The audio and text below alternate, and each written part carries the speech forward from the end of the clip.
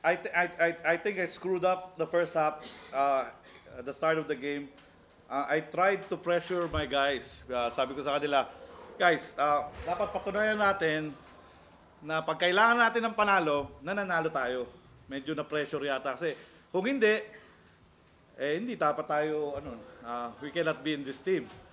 So medyo na tight yata to start, kaya ganoon, nakalamang agad sila. So, binigyan ko sila ng masyadong pressure, but I'd like to test it kung paano yung ma-overcome nila yung pressure. And good thing, may mga veterans kami in the team that kept us together. Willie was leading, even Mick from the bench, and alam natin what Cyrus can give us.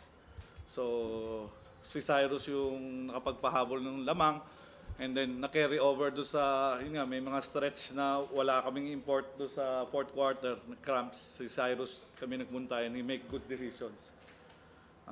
That's the value of Cyrus. And Mark played a hell of a game. I didn't use him the last game, but I told him, baka ito yung chance mo. Sabi ko sa kanya, baka ito yung chance mo kasi mahahaba si na KG, mahaba si na ito yung mahaba yung mga wings. Ready ka lang, and he step up today and make those big shots.